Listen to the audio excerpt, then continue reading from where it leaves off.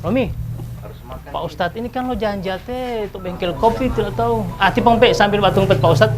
Amir kopi.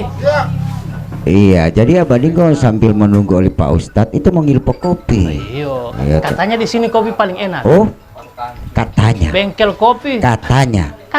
Saya mau cari bukti. Untuk katanya itu. Komunitas bunga bilang, gagah sekali kopi di sini. Oh, gitu. Jadi di sini ini pertemuan dari semua komunitas. Iya. Oh, gitu. Komunitas bunga. Komunitas. Banyak. Pokoknya. Burung. Burung. Burung Romi kan ada tuh. Oh, ada. So jarang terbang. Oh, jarang. Amir kopi. Oh. Iya, alhamdulillah. Ternyata Teh Amir mah pelayan baru Ya tanah. Terus apa ada ini kopi di sini gagah. Bagaimana? Gagah kan? Matono beti bola botalo kopi to bele. Kopi boy orang ada kasih ini harus bersyukur. Yang mau disyukuri oleh itu Abah ada bawa ke olah mita mota gaga uti ante. Ti Pak Ustaz semua dapat pergi kamar itu orang minum kasana kopi bandel lagi malah pengoto dalalo. Uti olah mita kopi boti bo. Halo Pak Ustaz. Assalamualaikum. Waalaikumsalam warahmatullahi wabarakatuh. Pak Ustaz. Hiramnya Abah? Hiramnya pengoto apa Ustaz? Saya ini Pak Ustaz. Pak Roro. Iya.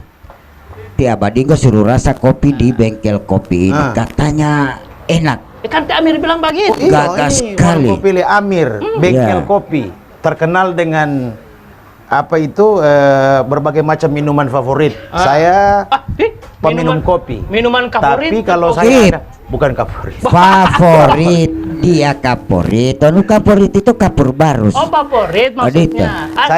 Teh Amir bilang komunitas bunga macam-macam. Semua. Anggota dewan, pejabat, eksekutif datang komunitas ke sini. catur. Ya. Baru Teh Romi bilang tidak gagah. Mana ini DP? Mungkin lehernya lagi bermasalah. Oh, bermasalah. Iya. Justru Pak Ustadz setelah saya rasa ke sana tadi ini kopi. Iya. Sebenarnya kopi itu membawa nikmat. Toh? Kopi itu membawa nikmat. Justru setelah saya rasa yang pas saya perlu malah lebih nikmat. Yang membawa nikmat itu sengsara. Ini Ustadz, ini salah satu contoh orang yang tidak pandai bersyukur Ustadz. Apalagi cuma ditraktir orang. Harusnya disyukuri. Yang bayarkan tuh Ustadz. Saya pesan Jennifer. Oh, Jennifer. Mana Abah tahu itu kok minuman Jennifer? Oh, tahu, penyanyi kan? Itu Jennifer Lopez. Jeruk nipis perasan. Di bengkel kopi. Jennifer. Kalau kopi Angel ada? Tidak ada. Ini tuh Ustadz tidak ada. Yang saya tahu kopi Mirna.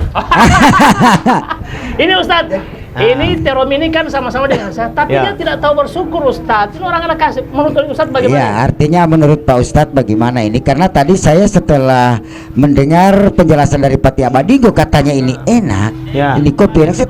Namun ternyata tidak seperti yang saya rasa, yang seperti biasa saya minum. Jadi bagaimana ini Pak Ustadz? Ya, yang namanya bersyukur ya perintah. Perintah siapa Ustadz? Perintah dalam Quran, perintah itu perintah Allah Subhanahu wa Ta'ala. Jadi kalau ditanya dari sudut pandang agama bahwa bersyukur itu memang perintah wajib dilakukan. Dan Allah mengancam orang yang tidak bersyukur, maka azab Allah itu pedih sekali. Jadi karenanya seseorang ya mau tidak mau, suka tidak suka harus bersyukur. Sekecil apapun nikmat disyukuri.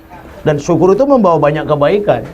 Oh, itu Ustaz. Banyak sekali kebaikan. Kalau kita bersyukur, dalam Quran dijanjikan la in syakartum la azidannakum. Bersyukur, siapa yang bersyukur maka nikmat akan ditambah sedikit-sedikit, lama-lama jadi bukit. Ini kalau Pak Roro disyukuri ini kopi yang menurut beliau kurang nikmat, kalau disyukuri insya Allah jadi nikmat. Biar pahit begini Pak Ustadz, biar pahit begini. Lama-lama jadi kan Pak Ustadz. Lalu Allah juga bilang udhkuruni adhkurukum. Ingatlah engkau kepadaku, aku akan ingat kepadamu. Washkuruli, dan bersyukurlah kepada. Ini washkuruli kata perintah. Fi'il amar ya. Bersyukurlah kepadaku wala takfurun. Jangan kau ingkar. Sekecil apapun nikmat dia syukuri. Kenapa kalau dia ingkar? Wala in kafartum inna adzabi lasyadid.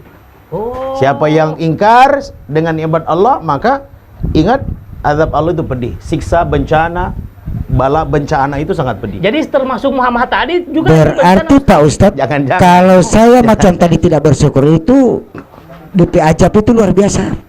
Oh iya, ya saya bahkan suka curiga jangan-jangan orang yang tempat-tempat atau daerah-daerah yang sering ditimpa musibah, jangan-jangan ya, jangan-jangan orang-orang yang tinggal di lokasi itu, di sekitar itu adalah orang yang jarang mengucap syukur. Nah, kalau kita mau kehidupan pribadi, kehidupan rumah tangga, kehidupan di masyarakat, kehidupan di satu daerah itu berkah, diturunkan rahmat, bersyukur. Itu termasuk kan ini komunitas-komunitas muda di Pak Ustadz ini. Betul. Kata Ustadz, bahwa saya kira di tadi di kamera di mata Pak Ustadz. Lagi ada di Kopong. Jadi Pak Ustadz, waktu kemarin-kemarin juga saya ketemu dengan komunitas-komunitas bunga. Ya. Nah, di situ waktu saya banyak bertanya dengan mereka. Tuh. Terkadang ada juga yang kecewa dengan bunga. Minuman saya belum ada ini. Minuman ini Pak Ustadz. Bagaimana ini Jennifer ya? Lanjut Opa Roro bagaimana? Banyak juga yang tidak tahu bersyukur dengan ini peminat bunga ini ternyata. Kenapa? Artinya tidak bersyukurnya mereka di saat mereka minta bunga yang ini tapi dikasih yang lain, tidak tahu bersyukur. Oh, ada yang begitu ya? Ada. Minta bunga yang ini dikasih yang lain. Iya. Komunitas bunga, bukan peminta bunga kan? Iya, memang mereka komunitas bunga, tapi kan sesama komunitas saling meminta. Toh, misalnya dia mau minta adenium, baru ada kasih milenium kan? Bunga itu dikasih sansevieria. Ya, dia tidak bersyukur Pak Ustadz. Nah, ini dia buat icang tadi tuh. Ini biasanya seperti itu. Padahal di sini kan banyak, ada Pak Haji Robi, ada Pak Haji Ipin, ada Pak Haji Iwan, datang komunitas bunga Pak Ustadz. Ya. Nah, pertanyaan Lerom Yanti Pak Ustadz, seputar orang komunitas bunga meminta bunga baru ilahi bunga yang lain tidak bersyukur. Ya, tidak otomatis kita langsung mengatakan dia tidak bersyukur. Oh, itu Ustadz. Ya, cuma bagaimana itu kan sudah dikasih walaupun tidak sesuai dengan keinginan, tapi dia tidak mau menerima. Berarti tidak ada rasa syukur. Dia hanya bisa dikategori sebagai orang yang kufur nikmat kalau dia mengeluh. Oh, mengeluh itu? Mengeluh setelah diminta sesuatu, lalu pemberiannya tidak sesuai dengan permintaan. Lalu dia mengeluh. Kalau dia mengeluh berarti dia kufur. Abah, kalau kita baca Al-Quran di surah Al-Ma'arij, kalau saya tidak salah ingat, ayat 19, di situ Allah bilang begini, Innal insana khuliqa halu'a. Sesungguhnya manusia itu diciptakan dalam keadaan suka berkeluh kesah, suka mengeluh, dan tidak bersyukur, begitu maksudnya. Dan kikir. Halu'a itu gabungan dari makna suka mengeluh dan kikir. Kikir Ustaz. Kikir. Idza masaru syarru jazu'a. Jika diuji dengan keburukan. Siapa takut nih? Oh. Makasih Kakak Haris. Jika diuji dengan keburukan, misalnya ada bencana dalam hidup, ada kesempitan, ada kekurangan, macam-macam, sesuatu yang tidak mengenakan perasaannya, dia suka mengeluh. Wa idza masarul khairu manu'a. Tapi pada saat diberi dengan ujian kebaikan, harta, kekayaan, pangkat, jabatan, kedudukan, kemudahan, kelapangan, dia suka mengeluh. Begitu. Jadi dia suka kikir, ya. Kikir itu kecil. Ya, begitu diuji dengan ujian kesempitan dia mengeluh, begitu diuji dengan kebaikan, dengan kelapangan dalam hidup, justru dia menjadi orang yang kikir. Begitu. Oh, itu halua namanya. Iya. Itu. Halua. Bukan halua. Kan tadi kalau halua itu yang ada kacang pakai gula merah. Kalau ini yang maksudnya jelaskan Ustaz. Halua. Halua. Dalam Al-Quran disebut halua itu orang yang suka mengeluh dan kikir. Mengeluh ketika sedikit, ketika diberikan banyak jadi kikir. Justru jadi kikir. Mungkin ketika diberi sedikit, ya bahkan mungkin tidak ada begitu, dia suka mengeluh di mana-mana, dia suka sampaikan ke orang-orang. bahwa Tuhan tidak sayang kepadanya begitu. Oh. Dan lalu di saat yang lain ketika diberi kelapangan, diberi harta, diberi macam-macam kebaikan, justru dia suka lupa kepada Allah, dia tidak suka berbagi. Dia kikir alias Bung Gili, Pita, Bung Wongo, begitu. Diberi kelapangan, maksudnya di lapangan bola Pak Ustadz? Kelapangan, maksudnya keluasan. Belum Pak Ustadz. So aus ini. Panas Amir. Oh panas. Jennifer Pak Ustadz. Kalau kita lihat lagi di surah apa itu Al-Fajr, di sana Allah juga bilang, wa ammal insanu idza mabtalahu rabbuhu.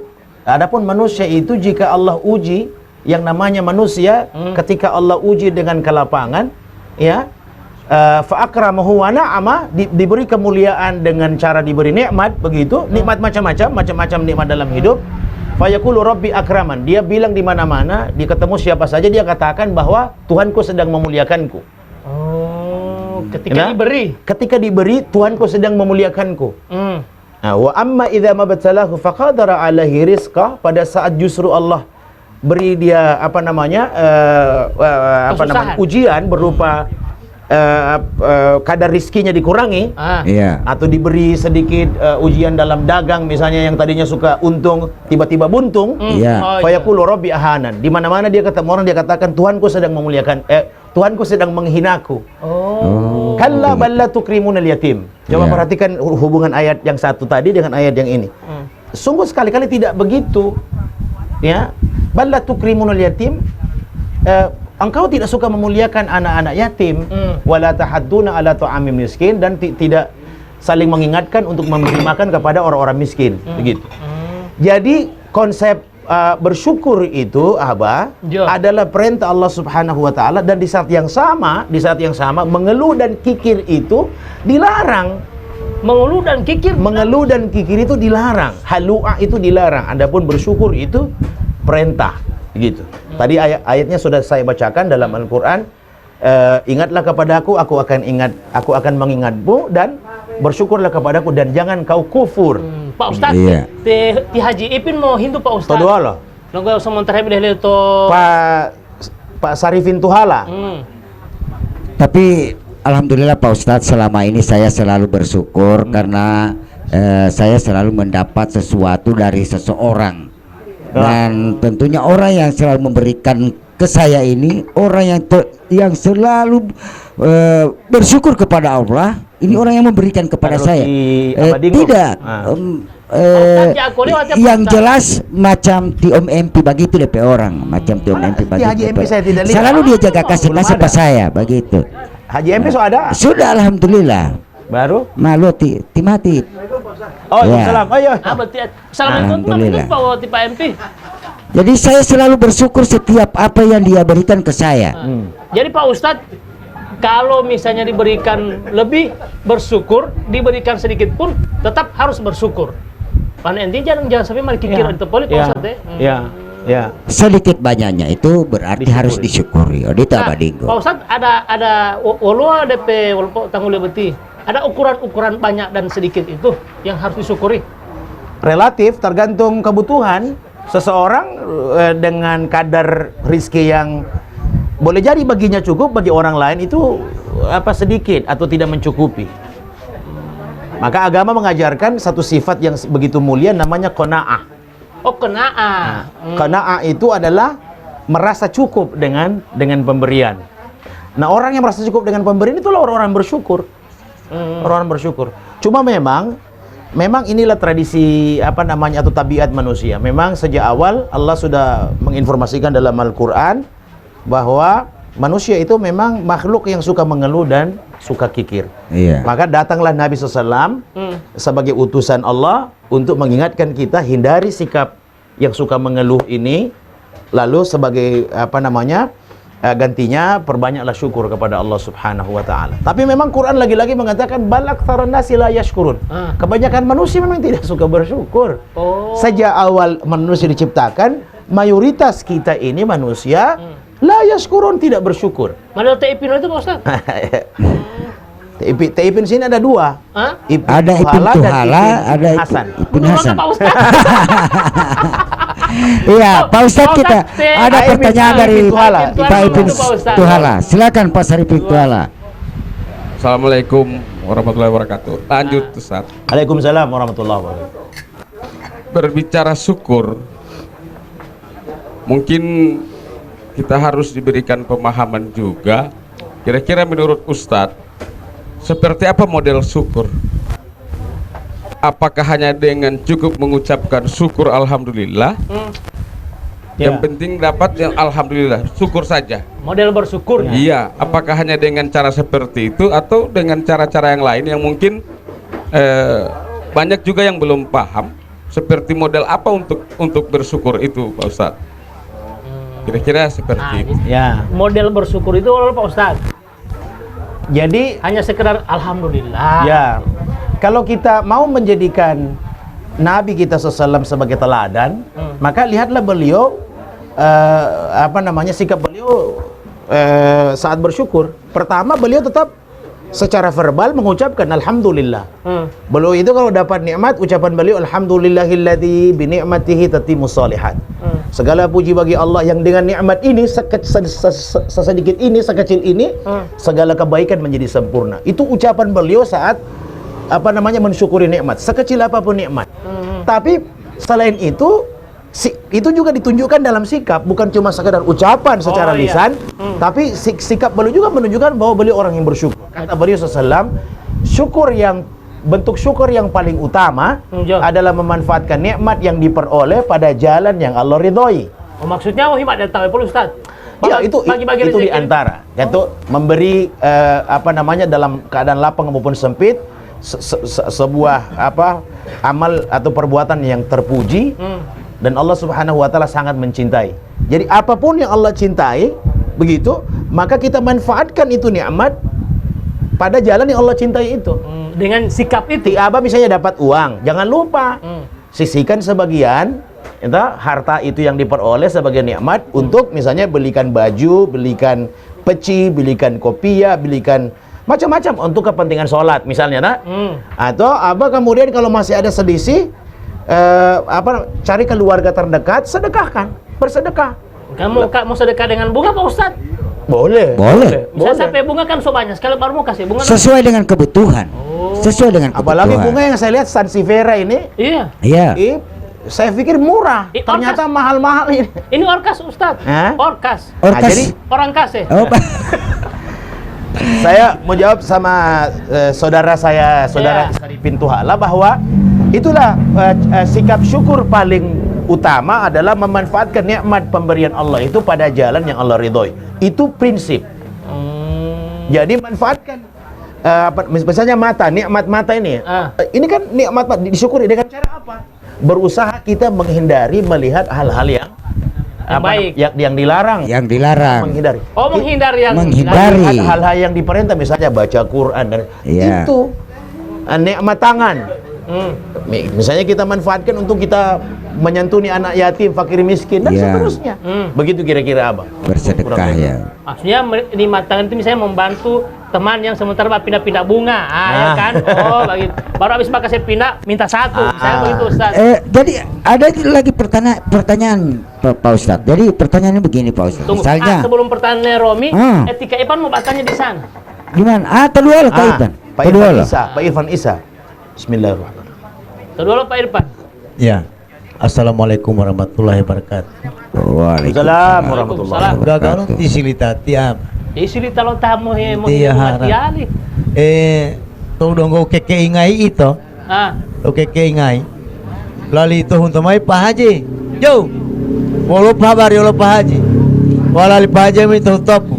Ya. Astagfirullahaladzim. Walai Pak Haji. Ya walai Pak Haji. Patale ma lupoti lo hama. Alhamdulillah. Wujud syukur ini. Dan ini bukan hanya mainan peta melalui karakter. Karena ini kita harus memberikan edukasi terhadap anak-anak kita.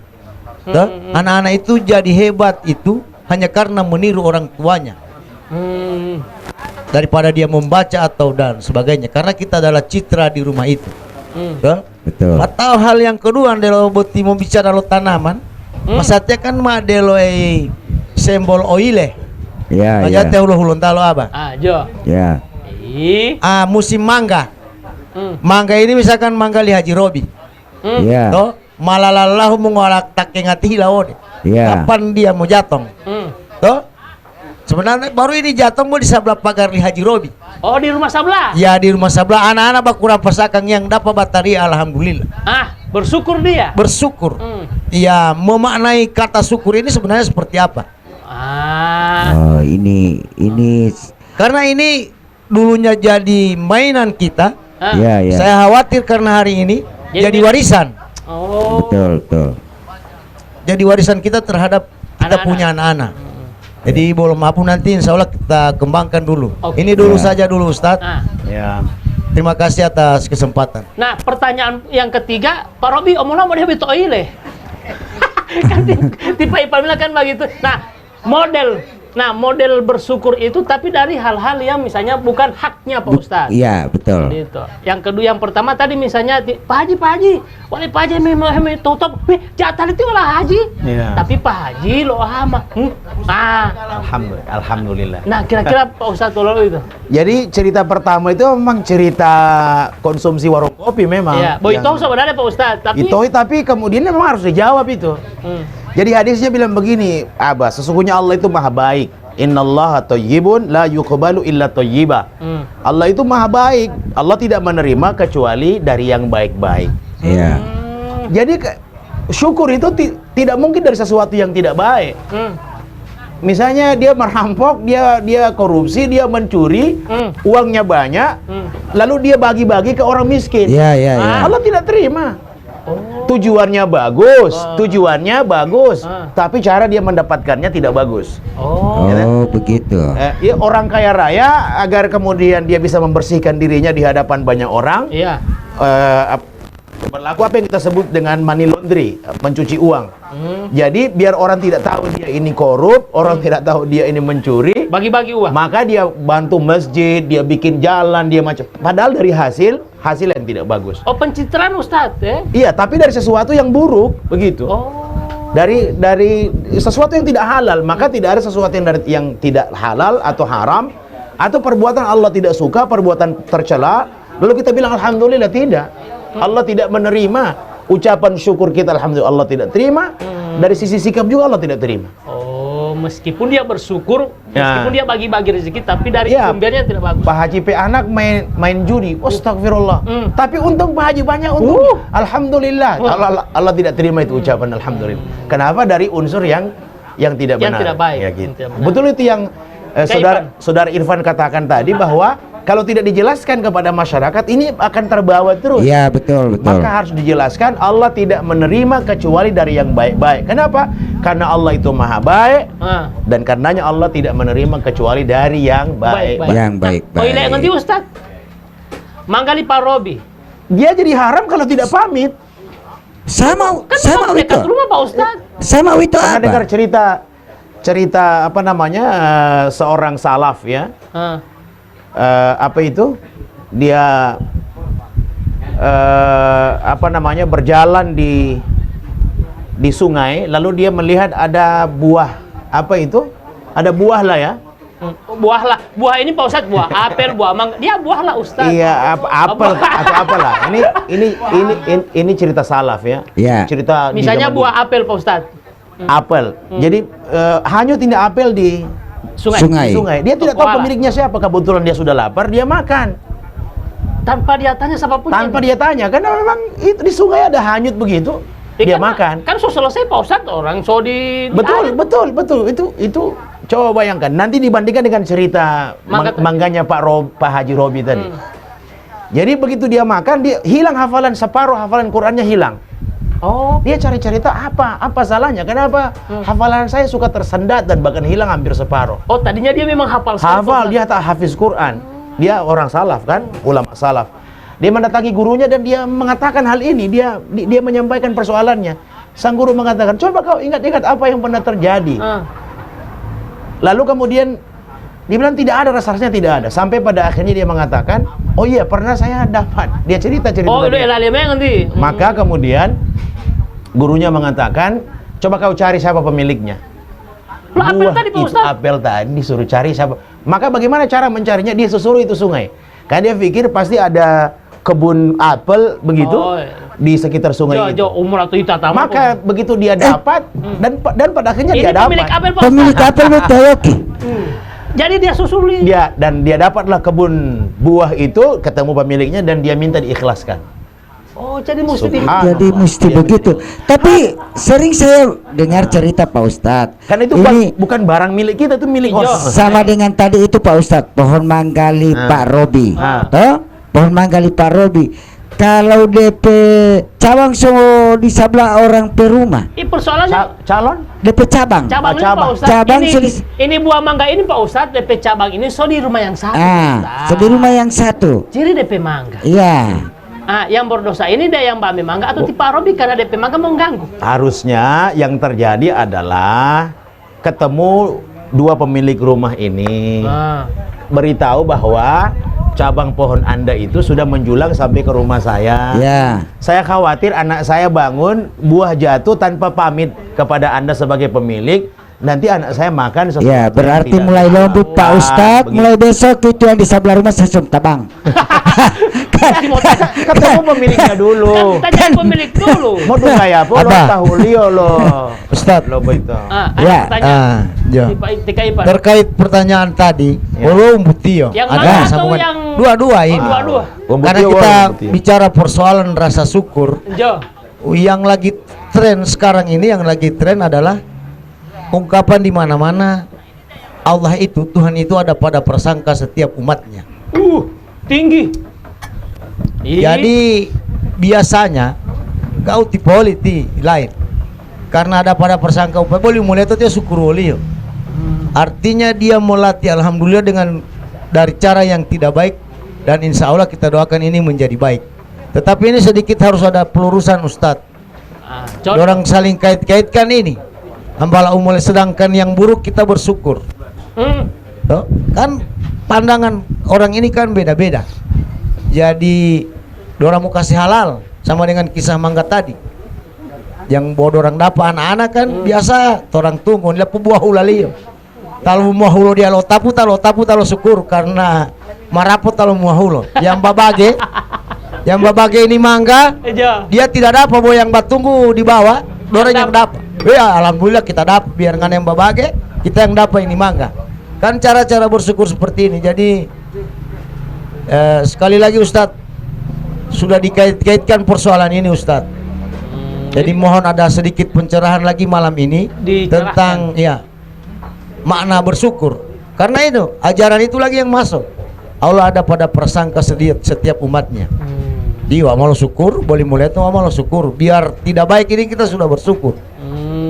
Kan bisa saja baru bilang baik menurut liaba, belum tentu baik menurut likayoki. Kan mau ini bahasa-bahasa seperti ini yang dipenggal, kemudian mengaburkan ini. Jadi mohon pencerahannya lebih detail Ustadz. Bisa kita malam ini bisa memberi kabar lagi kepada orang lain. Dan ini kan live. Terima kasih sebelum kepada teman-teman yang lain. Mohon maaf saya sudah menyita waktu yang begitu lama. Terima kasih. Boleh? Boleh? Boleh. Jadi buat seluruh warganet yang sementara menyaksikan live streaming ini, Netlo Poli atau Netlo Takro? Netlo Facebook. Boleh juga melontarkan pertanyaan lewat komentar. Nanti ada Om Amir yang bilang kamu. Iya. Ada yang bertanya lagi di Pak Robi, so Pak pegang. Pak Robi silakan Pak Robi bertanya pagi. Punya mangga Pak Ustad? Iya. Tak salah ini dia. Udah pegang mic, sebenarnya mau kasih ukur di sana. Cuma langsung di ponis. Jadi begini Ustad, kalau kita bersyukur kan ada beberapa macam cara yang harus kita sampaikan. Tadi sudah dijelaskan bahwa di dalam kita menyatakan syukur kita kepada Allah, ada yang langsung syukur alhamdulillah. Mungkin ada yang sementara sholat dia bawa di doa.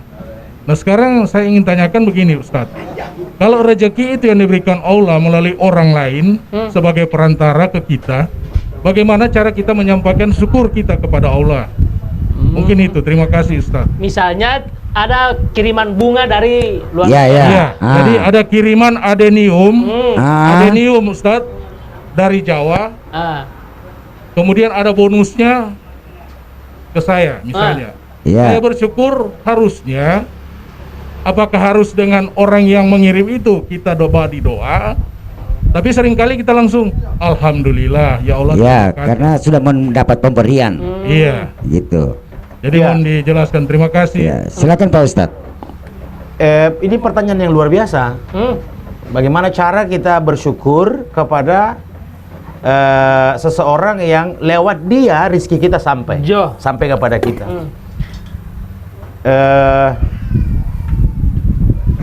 Dalam tradisi kaum muslimin sejak dulu, bahkan hingga hari ini, ucapan terima kasih kepada manusia itu ada dua, sekurang-kurangnya ya. Pertama syukran. Syukran itu terima kasih, dalam bahasa Arab syukran. Itu syukran itu syukur. Terima kasih. Terima kasih, syukran. Tapi ada lagi yang lebih bagus lagi ucapannya, jazakallah khairan katsira. Semoga Allah membalas kebaikanmu dengan kebaikan yang lebih banyak. Itu syukur, terima kasih, tapi juga sekaligus terkandung makna doa, sudah mengandung doa. Semoga Allah saat ini mendengarkan ucapan saya, membalas kebaikanmu ini yang karena perantaraanmu aku mendapatkan rizkiku misalnya. Maka semoga Allah memberi kebaikan yang lebih banyak kepadamu, memberi balasan, jazakallah, semoga Allah membalas engkau khairan katsira, dengan kebaikan yang lebih banyak. Oh, artinya mendoakan orang lain juga Pak Ustaz? Iya, iya. Itu yang dimaksud tadi oleh Pak Haji Robi, bagaimana cara bersyukur kepada orang yang memberi yang karena orang itu kemudian kita dapat rezeki kita, begitu. Kan di komunitas bunga banyak sekali begitu Pak Ustaz. Lalu tapi itu benar sekali, kita tidak mungkin bisa bersyukur kepada Allah, ucapan alhamdulillah menjadi sia-sia, sikap bersyukur kita juga jadi sia-sia kalau kita tidak punya rasa terima kasih kepada orang. Karena rezeki itu tidak datang sekonyong-konyong dari langit, tidak ada durian runtuh, tidak ada. Rezeki itu datang kepada kita, nikmat Allah sekecil apapun datang selalu lewat perantara manusia. Tidak ada logika itu dolar, rupiah, euro turun dari langit tiba-tiba, tidak ada. Hujan duit, tidak ada tuh hujan duit. Selalu lewat manusia, lewat tangan-tangan manusia, lewat silaturahim. Nah, makanya Nabi katakan, "Malam yashkurul qalil, lam yashkurul katsir." Siapa yang tidak mensyukuri yang sedikit, tidak akan bisa mensyukuri yang banyak. Bohong seseorang kalau dia katakan dia bongo idi, dia mau syukur wa. Amjango idi. Biasanya kalimat ibu-ibu kan itu. Nah, saya nanti bersyukur kalau dapat banyak. Itu bukan syukur namanya. Syukur itu dari yang sedikit. Yang saya katakan tadi, lama-lama jadi bukit, begitu. Bersyukur yang sedikit, Allah tambah, Allah tambah, Allah tambah, Allah tambah, tanpa terasa tiba-tiba nikmat sudah lebih banyak, begitu. Lalu wa man lam yashkurun nas lam yashkurullah. Siapa yang tidak berterima kasih kepada manusia, maka dia tidak akan pernah berterima kasih kepada Allah. Kita ini manusia ditakdirkan hadir di muka bumi sebagai makhluk sosial. Betul ya? Iya. Maksudnya apa itu makhluk sosial? Bahwa kita tidak mungkin hidup sendiri. Baku taman Pak Ustaz. Kita hanya bisa hidup kalau ada orang lain. Tidak mungkin. Makanya tadi saya katakan rezeki itu tidak datang langsung seperti hujan dari langit, tidak. Selalu lewat tangan manusia. Ada perantara Pak Ustaz. Perantaranya ada pasti Pak Ustaz. Maka sekecil apapun kebaikan orang disyukuri dan didoakan. Dan didoakan. Syukran wa jazakallahu khairan katsira. Semoga Allah membalas kebaikanmu dengan kebaikan yang lebih banyak. Nah, tetapi yang lebih penting bukan cuma sekedar ucapan atau doa tadi, tapi sikap kita kepada orang yang cara bersikap Pak Ustaz. Misalnya kalau kita lihat ekonominya lagi morat-marit ya, lagi susah juga dia, maka sebagian dari rezeki itu kita sampaikan kepada keluarganya misalnya, atau kepada orang yang membutuhkan, begitu, supaya kemudian rezeki syukur kita itu betul-betul menjadi syukur yang sebenar-benarnya. Jadi selain ucapan syukran, terima kasih, dan kita mendoakan supaya Allah memberi dia kebaikan lebih banyak, maka macam-macam cara bersyukur, berterima kasih kepada orang yang karenanya kemudian rezeki kita sampai kepada kita, macam-macam cara yang bisa kita lakukan yang baik-baik tentunya. Memanfaatkan nikmat itu di jalan yang Allah Subhanahu wa taala senangi. Tapi saya mau kembali kepada saudara Irfan tadi. soal apa itu? Apa tadi itu? Orang yang misalnya boito sebenarnya itu boito ya Ustaz. Dia bersyukur, alhamdulillah malu tapi dari asal rezeki ini yang tidak baik itu tadi. Ya, prinsipnya itu. Jadi sama dengan saya minta maafin dengan segala hormat. Allah tidak pernah menjadikan satu zat, komponen, unsur dari yang haram ya untuk menjadi kebaikan bagi orang lain, misalnya dalam bentuk obat. Nabi mengatakan fatadawaw wala tadawaw bi haramin. Teruslah berobat, ini ada Pak Dokter di sini. Iya. Teruslah berobat tapi jangan berobat dengan yang haram. Maksudnya jangan berobat dengan yang haram, ada dua, sekurang-kurangnya ada dua. Pertama, komponen obatnya tidak boleh dari unsur yang haram. Jadi kandungan komposisi obatnya tidak boleh dari unsur yang haram. Artinya harus jelas dulu obatnya dari mana Pak Ustaz? Iya, kan misalnya ada orang bilang begini, kalau belum minum barang itu saya tidak muntah tidur misalnya. Walaupun pinaraci. Udu maksudnya. Udu. Meminta itu cap udu, buat dia metuluhu. Iya. Seolah-olah ini minuman, ini khamar adalah obat. Ya, misalnya. Tidak ada obat dari unsur yang haram. Sama dengan tadi itu, tidak ada syukur dari unsur dari perolehan rezeki dengan cara yang tidak dihalalkan. Gitu. Allah tidak terima syukur kita. Jadi itu Ustaz ya, itu prinsip saja itu. Prinsip. Yang dikhawatirkan oleh Kaipan ini kan jangan sampai menjadi warisan bagi anak-anak berikutnya kan. Iya, makanya dijelaskan hindari perbuatan haram, begitu. Walaupun engkau mendapatkan keuntungan yang banyak pada perbuatan haram, gitu. Tapi semuanya sifatnya duniawi dan sementara saja. Gitu? Banyak koruptor yang hidupnya mewah. Apakah kita mau ini dengan kehidupan koruptor, kehidupannya mewah, tapi kemudian pemiliknya korupsi misalnya? Tapi koruptor tidak kikir Pak Ustaz. Ya, itu yang saya bilang tadi. Mungkin dia merasa dia telah berbuat baik, tapi kebaikannya sama sekali nol, tidak bernilai di mata Allah Subhanahu wa taala. Begitu kira-kira hartanya didapat dari hasil korupsi. Ya. Dibagikan ke anak miskin. Ya. Mungkin secara lahiriah kita melihat orang miskin terbantu. Iya. Kehadirannya bermanfaat. Artinya begini Pak Ustadz, sedikit saja tidak ada walaupun cuma sedikit pahalanya di situ ya, Pak Ustadz. Tapi karena dia sudah membantu orang yang susah. Tapi dari sumber yang haram. Saya curiga Pak Ustadz, jangan-jangan Terom ini dapat SPPD haram. Tapi dia sudah bantu orang lain Pak Ustadz dari SPPD itu. Ini namanya Romi atau Oparoro? Oparoro dia Pak Ustadz, kalau SPPD Romi. Tapi dari hasil SPPD dia bantu orang lain. Dari Mongondo Adi. Ada ada pertanyaan bentuk syukur misalnya babili jilbab. Tidak sadiki. Ada pertanyaan. Ya, silakan. Oh, silakan mik. Ada nih sebelum Pak Ustadz ada. Oh, Kaipin. Oh, iya. Pak Ustadz. Ya. Saya ada. Baru Kaipin. Pak Weli. Iya. Oh, Pak Weli. Silakan Pak Weli. Iya, Pak Ustadz. Belum maafin sebentar ya Ibu-ibu. Satu pertanyaan saja Pak Ustadz. Manakah yang lebih afdal dan utama? Orang kaya yang pintar bersyukur dan mampu memanfaatkannya untuk kebaikan, ataukah orang miskin yang bersabar atas kemiskinannya?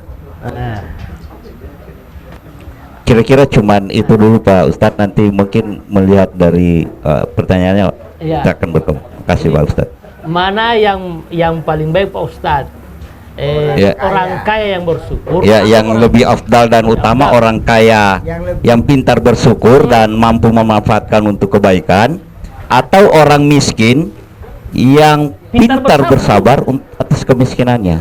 Terima kasih Pak Ustadz. Oke. Dari ibu-ibu ada tadi yang mau bertanya tuh Ibu. Iya. Oke. Tisadang mau bertanya. Atau mau jawab dulu yang ini satu kali. Iya, langsung saja Bu. Silakan. Nama ibu ini siapa? Sadangi. Iya, Tisadangi apa dulu? Terima kasih.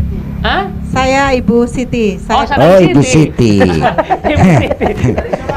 Oh dari Solo. Oh dari Solo. Saya dari Solo. Terima kasih. Silakan Bu Siti.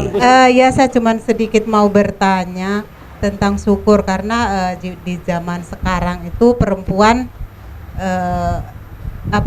sekarang itu sudah bukan hal yang tabu untuk membantu seorang suami. Iya. Dan di sisi lain itu oleh suami terkadang diartikan bahwa kita itu tidak bersyukur dengan keadaan suami kita. Iya. Seperti misalnya, itu. Sering ada kalimat tadi itu misalnya contoh. Ada kalimat seperti itu dan saya sering mendengar dan mendapatkan kata-kata seperti itu. Itu terus bagaimana itu Pak penjabarannya seperti itu saya pengen tahu. Sering suami itu mengatakan bahwa kita ini tidak bersyukur dengan keadaan kita, misalnya gitu. Seperti itu. Nah, itu Pak Ustadz. Karena kadang kan itu tadi kaitan sama Bapak tadi ekonomi itu keluarga terkadang membuat seorang istri kan harus bantu suami. Dan ketika di saat seorang istri mampu, otomatis kinerja pun seorang istri harus banyak di luar, seperti itulah. Itu kadang menjadi permasalahan dalam rumah tangga yang diartikan bahwa kita tidak mensyukuri keadaan kita, seperti itu. Padahal niatnya mau membantu ekonomi suami. Oh, itu maksudnya. Makasih, bagus pertanyaannya. Jadi dua saya jawabin ya. Dua dulu Pak Ustadz. Banyak sekali ini malam ini. Pak Weli. Jadi syukur sabar. Mana lebih utama, orang kaya bersyukur atau orang miskin bersabar? Pada prinsipnya dua-dua ini perintah. Syukur sabar ini perintah. Bahkan dia menjadi dua cabang utama iman. Ibarat seekor burung. Dia punya dua sayap ya. Burung hanya bisa terbang kalau dua-dua sayapnya berfungsi. Kalau satu tidak boleh. Kalau cuma satu tidak mungkin dia bisa terbang. Karena begitu orang siapapun ya hidup di dunia ini tanpa syukur dan sabar tidak akan tenang hidup. Orang kaya yang tidak bersyukur maka hidupnya akan sempit. Itu orang kaya tapi banyak mengeluh misalnya, merasa masih kurang dan seterusnya. Apalagi kalau dia miskin dan tidak mau bersabar, maka hidup ini tidak akan mendatangkan keberkahan, bahkan akan cenderung menjadi masalah. Iya. Saya sering bilang begini, Abah, sedikit berkah lebih baik daripada banyak tapi bermasalah, begitu ya. Sekaligus mau jawab pertanyaan ibu tadi. Nah, karenanya Nabi SAW mengatakan ajaban li amril mu'min, ajaban li amril mu'min. Ajaib memang hidupnya orang beriman itu. Ingat ya, ini prinsipnya iman. Ajaib hidup orang beriman itu. Kenapa? Orang beriman dia sanggup hidup dalam segala situasi dan kondisi. Kondisi Pak Ustadz. Kondisi. Orang beriman itu sanggup hidup dalam segala keadaan, dalam segala situasi. Ya, in asobatus sarra'u syakar. Kalau dia diuji dengan kelapangan, tadi nikmat, dia bersyukur. Dia tidak lupa diri, apalagi lupa kepada Allah. Dia selalu bersyukur kepada Allah. Nikmatnya diperoleh sedikit banyak, dia selalu bersyukur kepada Allah. Orang beriman. Tapi dia juga meyakini, dia yakin, saya yakin-yakinnya orang beriman itu bahwa hidup ini bukan cuma nikmat, bukan cuma kelapangan. Ada saat dia mengalami kesempitan, ada saat dia mengalami kekurangan, kemiskinan, kesulitan, macam-macam prahara dalam hidup, goncangan, macam-macam. Wa in asabatud dara'u sabar. Sebaliknya ketika dia dihimpit dengan kesusahan, kesulitan, dia bersabar. Jadi syukur sabar ini dua-dua perintah. Ibarat sayap burung tadi itu Pak Ustadz. Ibarat dua sayap burung tadi itu. Dan dua-duanya kata Nabi SAW, wa kana khairal lahu. Dua-duanya mendatangkan kebaikan. Coba Abah bayangkan, tadi saya sudah jelaskan, kalau bersyukur kebaikan Allah tambah. Iya. Ya. Ketika orang beriman itu diberi kelapangan atau rizki misalnya, dapat untung banyak, dia bersyukur. Wa kana khairal lahu. Itu bersyukur baginya menambah kebaikan. Jadi pundi-pundi kebaikannya makin banyak. Allah janji kan, yang bersyukur ditambah. Tapi ketika dia dihimpit kesusahan, kesulitan, prahara dalam hidup goncangan, dia sabar. Wa kana khairan lahu. Dan sabar itu pun menambah kebaikan kepada orang. Kalau diuji dengan kesusahan, kesulitan, lalu dia mengeluh, masalahnya tidak selesai, persoalannya akan bertambah. Di mana-mana yang namanya masalah kalau kita hadapi dengan frustrasi, dengan stres, justru solusi tidak kita peroleh, masalah semakin menumpuk. Maka agama melarang kita untuk mengeluh. Begitu ditimpa dengan kesulitan, sabar. Nah, sampai pada pertanyaan Pak Willy tadi, mana yang lebih utama? Mungkin secara apa namanya sosial, orang kaya yang bersyukur dengan cara berbagi itu terasa manfaatnya. Lebih terasa manfaatnya kepada orang fakir, miskin, anak-anak yatim ya, janda-janda tua maupun janda-janda muda, Bu ya. Duda-duda Allah Pak Ustaz. Tetapi jangan dianggap orang miskin sabar itu lebih rendah daripada orang kaya bersyukur. Sekali lagi dua-dua ini perintah. Jadi sama-sama afdal, Ustaz. Allah bilang subhanalladzi khalaqal azwaja kullaha mimma tumbitul ardi wa min anfusihim ya. Wa mimma la ya'lamun. Di surah Yasin Allah katakan, Maha suci Allah yang telah menciptakan segala sesuatu berpasang-pasangan. Ini dalam segala sesuatu di dunia ini berpasang-pasangan, Aba. Ada baik, ada buruk, ada banyak, ada sedikit. Kadang-kadang ada, kadang-kadang tidak ada. Ada baik, ada buruk. Ya, jadi ini baik, ini buruk. Di Pak Ustaz Pol ini Pak Ustaz. Semua berpasang, ada laki, ada perempuan, ada siang. Aba cari segala sesuatu yang tidak berpasangan. Semua pasti berpasangan. Ada yang tidak berpasangan. Apa itu? Mama Lemon. Tidak ada Papa Lemon. Jadi orang beriman itu dia sadar betul hari ini dia ada kesempatan, besok dia kesempitan. Hari ini dia tertawa, mungkin besok dia akan menangis. Hari ini dia bahagia, besok dia akan bersedih. Jadi, tetapi kemudian orang beriman sikapnya selalu syukur dan sabar, sabar. Oh, jadi semua afdal Pak Ustaz. Dan perhatikan bagaimana Allah bilang dalam ayat yang lain, wa nabluukum bisyarri wal khairi fitnah wa ilaina turja'un. Dan sungguh akan kami uji kalian wa nabluukum bisyarri wal khairi, baik dengan keburukan atau dengan kebaikan. Ingat apa ya? Sebagai cobaan. Wa nabluukum bisyarri wal khairi fitnah. Dan sungguh akan kami uji kalian baik dengan keburukan maupun dengan kebaikan sebagai cobaan. Rupanya cobaan ini bukan cuma keburukan, bukan cuma kekurangan dalam hidup, bukan cuma kesempitan, bukan cuma goncangan, prahara, tapi juga nikmat, kekayaan, kebaikan, jabatan, kedudukan, popularitas, semua ini ujian. Orang kaya yang bersyukur, subhanallah, betapa terpujinya di mata Allah. Tapi orang sabar, orang miskin sabar, masya Allah. Salah satu nama pintu sorga yang 8 pintu sorga adalah as-sabar, babu sabar, pintu sabar. Siapa yang masuk ke sorga lewat pintu sabar itu? Orang-orang dulu di Hinggalua, orang-orang dulu di Limboto yang ketika diberi kesempitan tadi dia bersabar. Seperti Opa Roro ini yang suka bersabar. Alhamdulillah saya selalu bersabar. Bersabar sekali saya. Masuk misalnya komunitas bunga, komunitas betis sementara menunggu bunga mau tumbuh kan. Dia sabar. Subhanallah. Itu indah baru sekali. Belum dia tumbuh orang so minta. Sabar lagi Ustaz. Sabar. Ada. Lalu datang kepada pertanyaan ibu apa sadar keluarga lagi ada kesusahan sedikit Pak Ustaz dari segi ekonomi. Nah, istri ini membantu. Tapi dapat ada kalimat dari suami, "Dela posyukur lo keadaan nanti itu betul." Ya, bagaimana Pak Ustaz? Padahal maksudnya baik. Ya, memang suami yang harus disadarkanlah begitu ya, bahwa perempuan tidak dilarang. Tidak ada ayat hadis yang melarang perempuan berkarir di luar rumah. Walaupun sebaik-baik karir bagi seorang ibu adalah di dalam rumahnya. Biasanya dia membuka sekarang ini bisnis online kan lagi bagus namanya. Hatta di rumah saja seorang ibu sudah bisa produktif dan menghasilkan sebagai tambahan buat suami. Macam begini Pak Ustaz, halo guys, up begitu Pak Ustaz. Kan online di Facebook kan begitu Pak Ustaz. Tetapi pada prinsipnya tidak dilarang walaupun tidak di rumah, di luar rumah pun tidak dilarang. Sepanjang pertama dia menutup aurat. Satu. Kenapa harus menutup?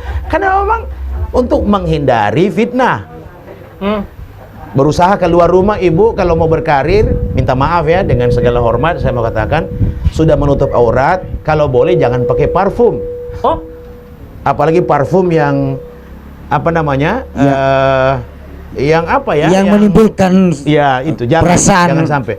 Jangankan berkarir di luar rumah, ke masjid pun agama melarang jangan ke masjid seorang ibu kalau dia ke masjidnya dia berdandan. Jangan. Berdandan ke masjid tapi dia bersolek misalnya. Untuk apa bersolek? Ya, lebih baik dia beribadah dalam rumahnya, apalagi sekedar untuk berkarir di luar rumah. Yang ketiga, menghindari perkumpulan dengan komunitas laki-laki dengan frekuensi yang tinggi misalnya. Sebab itu akan menimbulkan fitnah. Tidak ada masalah. Apapun bisnis apa itu namanya? Ibu-ibu di luar rumah tidak ada masalah. Yang keempat mungkin soal waktu. Soal waktu. Ya kalau sudah selesai urusan di luar, jangan justru betah di luar. Ingat masih ada kewajiban di rumah. Di rumah tangga. Jadi ibu kewajiban sebagai seorang istri terhadap suami dan ibu terhadap anak-anaknya itu tentu jauh lebih utama daripada kewajibannya untuk kemudian mencari nafkah tambahan buat suami. Dalam agama kita, seorang perempuan itu wajib ditanggung oleh keluarganya yang laki-laki. Suaminya. Suami. Ya. Iya. Kalau dia sudah menikah dengan suaminya, kalau dia dengan orang tuanya, kalau dia masih gadis ya. Gadis. Iya. Jadi disitulah perbedaan anak laki dan anak gadis. Dalam agama kita, minta maaf ini, anak laki itu apa namanya? Dia sudah harus berusaha untuk mencari nafkah untuk menghidupi kehidupannya. Bahkan kalau boleh dalam urusan menikah, tidak ada kewajiban finansial orang tua bagi seorang anak laki untuk menikahkan dia, tidak. Iya. Dia anak itu karena dia laki-laki, dia produktif. Usia belasan tahun itu usia yang kuat-kuatnya untuk bisa mencari nafkah untuk kepentingan kehidupannya. Tapi sebaliknya kalau perempuan itu wajib ditanggung. Baik oleh saudara laki-lakinya kalau orang tuanya sudah meninggal, apalagi kalau dia sudah menikah oleh suaminya. Maka tidak ada kewajiban bagi seorang perempuan, bagi seorang istri untuk berkarir, walaupun tidak dilarang. Sekali lagi, sepanjang kaidah-kaidah yang saya bilang tadi itu juga tidak dilanggar. Maksudnya cari rezeki di luar boleh, baca dan kaidah maksudnya Pak Ustaz. Nah, siapa? Tika itu Pak bilang tadi kan, dia boleh mencari norma, maksudnya kaidah itu norma. Saya kira boleh mau keluar baca nanti kaidah. Bahwa ucapan suami engkau tidak mensyukuri nikmat belum tentu benar juga. Tapi kalau memang sudah cukup keadaan ini, kalau apa namanya suami itu hanya menunjukkan sikap qanaah, tidak ada kekurangan, cukup. Maka saya mau katakan kepada para istri untuk disyukuri saja nikmat yang ada itu dengan tetap berkarir di dalam rumah. Kalau dia cukup. Iya. Tapi kalau keadaannya memang susah, istrinya juga prihatin terhadap suaminya yang susah payah cari nafkah dan yang hasilnya juga tetap boleh, tidak ada masalah. Silakan saja. Tapi kaidah bukan norma-norma tadi. Norma-norma tidak dilanggar. Jadi bagi suami, Pak Ustaz bilang boleh istri itu cari di luar dan bahkan beribadah pun, tapi jangan pakai dandang. Berdandan. Bersolek maksudnya. Bersolek. Untuk apa ke masjid bersolek? Pakai bibir merah, pakai garis-garis, pakai parfum. Ya apalagi itu ke masjid saja dilarang. Apalagi kemudian alasan ke kantor harus macam-macam. Janganlah. Pak Ipin, kira-kira itu salah ngisi mah. Tiga ada tambahan pertanyaan lagi betul. Iya.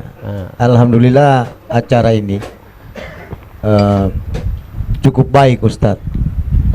Yang ingin saya pertajam lagi, jangan lupa menasihati kita yang ada di sini. Karena salah satu pintu surga itu buat orang-orang yang bersabar. Di sini banyak komunitas. Jangan sampai orang yang kalah terus main catur.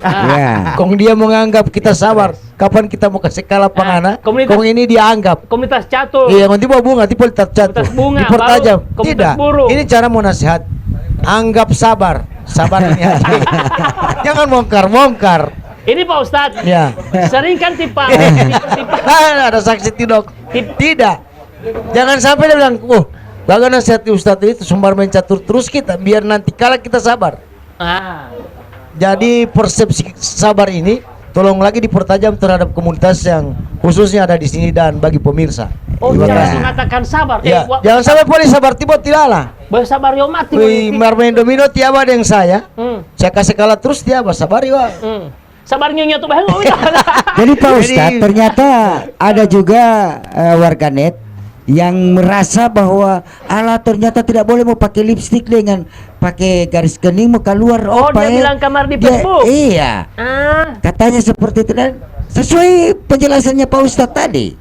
Jadi kita dengarkan saja penjelasannya Pak Ustadz tadi, mungkin bisa dipahami juga kan? Kan seperti itu Pak Dingo. Nah, di Dokter Iwan tadi sudah pegang mic, mungkin mau bertanya. Bagaimana Pak Sabar belum ada subscribe atau apa? Atau bersyukur sudah ada subscribe. Boleh? Oh iya, Assalamualaikum warahmatullahi wabarakatuh. Waalaikumsalam. Ya, salam sejahtera untuk kita semua, untuk penonton Facebook. Jadi begini Pak Ustadz, kebetulan kita semua yang ada di sini, ya untuk saya pribadi ya, ini bentuk syukur nikmat saya ketika saya hadir di sini, karena saya bisa bersilaturahim. Tetapi di sisi lain, kan tidak semua orang itu ketika dia datang bersilaturahim, apalagi pulang sota lalu tengah malam, kong DP mai tua sampai ke sana mau marah-marah. Ini buat ibu-ibu yang ada di rumah, karena memang pengalaman saya dulu. Saya suka ini, saya suka ini Pak Dokter. Pengalaman saya dulu, waktu saya awal-awal di Limboto itu saya senang berkumpul seperti ini dengan teman-teman. Sehingga ketika saya pulang tengah malam itu justru tetangga yang rese. Nah, tetapi dengan pergaulan itu terbukti saya, alhamdulillah, mohon maaf ya, mungkin menurut teman-teman ada juga yang menganggap saya kurang baik, tapi alhamdulillah saya terterima di mana saja. Nah, ini kira-kira bagaimana Ustadz untuk menasehati kita yang ada di sini, yang ya bersilaturahim di sini, kemudian keluarga kita yang kita tinggalkan di rumah, mungkin ada yang rupa pala-pala keluar lain ada kecurigaan khusus itu Pak Dokter, kira-kira seperti itu. Kira-kira bagaimana menyikapi ini? Nah, silakan Pak Ustadz. Jawaban Pak Romi, Pak Roro tadi itu jawaban apa? Jawaban orang di warung kopi itu. Iya. Mungkin ada sesuatu. Iya, itu kecurigaan. Jawaban Pak Roro itu luar itu oleh Pak Ustadz. Ya, jadi maksudnya begini. Jadi ketika ada sesuatu di situ, nah makanya selama ini ketika saya berada di sini, saya minta izin toh, bukan minta izin juga begitu. Kita orang kepala keluarga.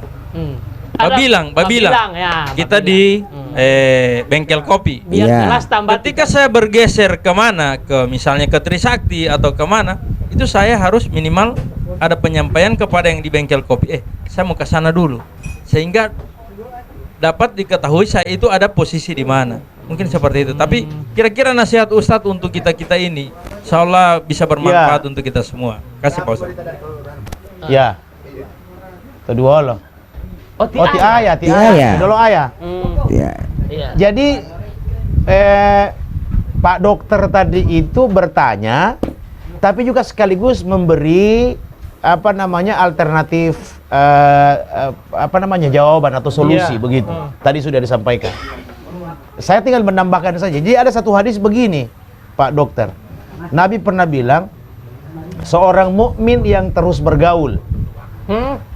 Ya, al-mu'min alladzi yukhallitun nas. Seorang mukmin, orang beriman, yang tadi syukur dan sabar tadi itu dia.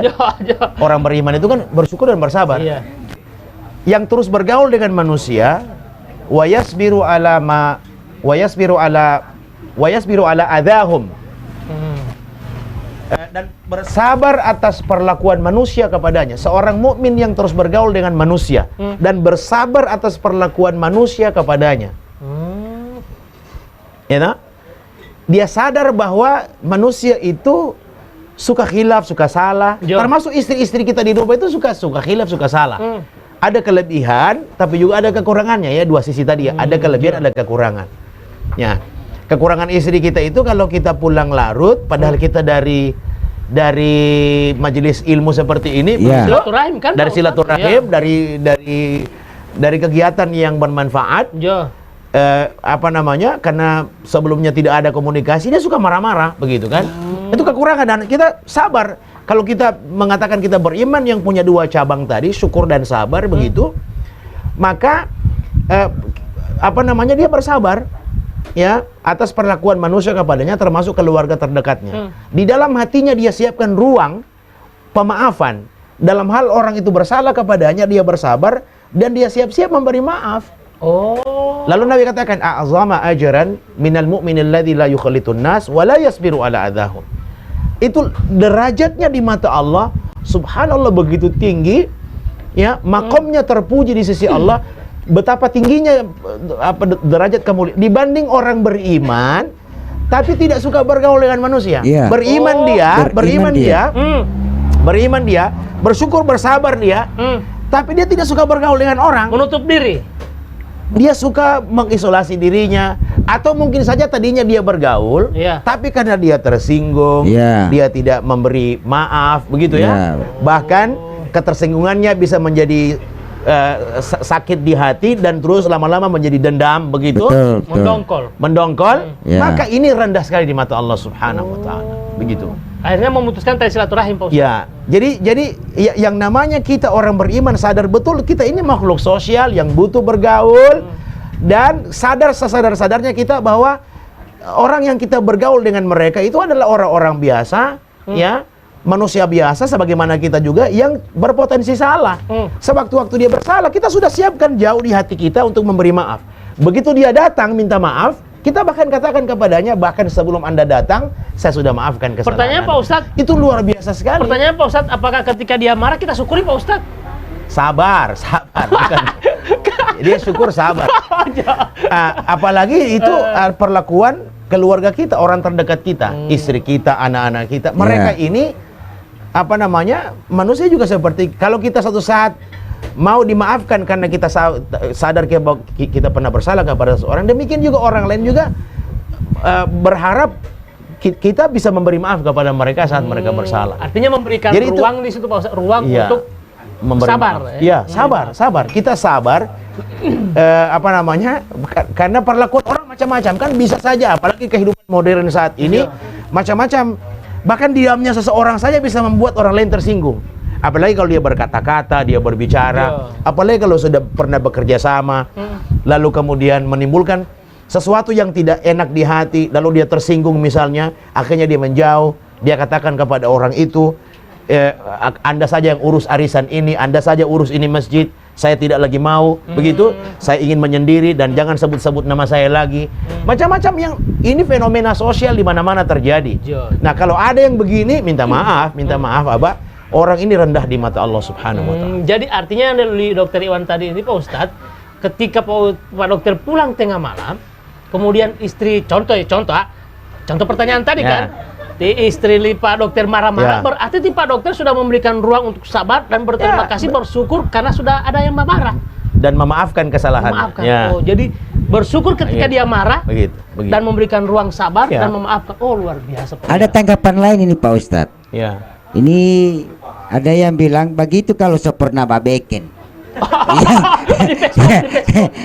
Jadi itu gitu karena ibu itu ingin mengatakan Pak Dokter pernah babeken. Artinya begitu karena sempurna babeken. Contoh. Jadi mana saya juga begitu. Hanya kalau pulang tengah malam tiba itu marah-marah, saya bersabar dulu. Terima kasih so marah-marah. Karena saya ada pintu sabar di situ, ada ruang sabar dan memaafkan. Oh, pahala di situ Ustaz. Kalau kita tidak sabar, masalah akan jadi sabar itu solusi. Sabar itu jalan keluar. Hidup kita dalam menghadapi hidup ini akan selalu tersenyum. Kapan saja, di mana saja, dalam keadaan bagaimanapun kita akan bisa selalu tersenyum. Kenapa? Karena kita punya dua sikap, syukur, sabar. Yang penting dia tidak tumbuh dengan rotan, Dan itu pengalaman juga. Mungkin ini bukan cuma Pak Dokter yang mengalami, tapi kita semua pernah mengalami hal ini, Pak. Oleh Pak Haji MP mungkin ada pertanyaan di sana. Iya, terus Pak Haji. Bagian di Pak Haji MP sana seputar sudah bersyukurkah kita hari ini, atau juga mungkin dari Facebook juga, silakan bertanya langsung ke Ustadz. Tanya Ustadz. Iya. Ada pertanyaan. Kedua Pak MP.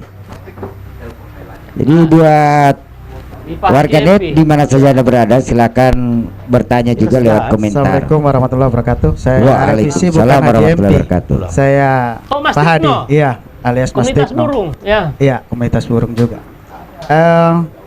Sebelumnya saya menyampaikan terkait dengan tema malam ini adalah bersyukur. Terkait dengan rasa syukur, la ing sakartum wala ajidanakum wala ing kafartum inna azabi lasadid. Kalau tidak salah begitu Pak Ustadz ya. Nah, jika kita bersyukur, insya Allah nikmat kita bertambah. Insya Allah kalau misalnya tidak bersyukur, alias kufur, nikmat kita tidak ditambah. Siksa kita amat pedih kalau tidak salah begitu. Saya mohon maaf kalau ada salah tafsir. Indikator kufur itu yang ingin saya tanyakan Pak Ustadz. Satu. Indikator kufur. Indikator kufur. Kategori kufur. Contoh misalnya, bukan kafur, iya. Contoh misalnya ada bikin event burung berkicau, baru misalnya Pak Ustadz, Pak Mas Tikno, pendaftar Bos Sadiki. Padahal ada pendaftar Pak Ustadz, tapi tidak bersyukur. Maksudnya banyak Posnya. Kira-kira menurut Pak Ustadz bagaimana? Tidak, komunitas burung. Iya, itu yang pertama. Itu contoh. Baru yang pertama itu terkait dengan indikator kufur. Iya. Yang kedua, rasa syukur itu ada berapa yang mengabaikan tanda-tanda orang tidak bersyukur. Pertama adalah kurang berterima kasih, mungkin salah satunya. Kemudian tidak melaksanakan perintah Allah termasuk ibadah, melalaikan ibadah, termasuk ibadah ya wajib maupun non wajib. Kemudian ada juga yang terkait di situ adalah iri dan dengki. Kemudian adalah rasa tidak percaya. Atau kadang-kadang kita terlalu berlarut-larut dengan kesedihan. Nah, yang saya tanyakan ada 2 poin tadi Pak yang saya tanyakan Pak Ustadz. Dengki ini kadang-kadang adalah prasangka. Kita selalu banyak memprasangkakan orang pada saat yang tidak benar.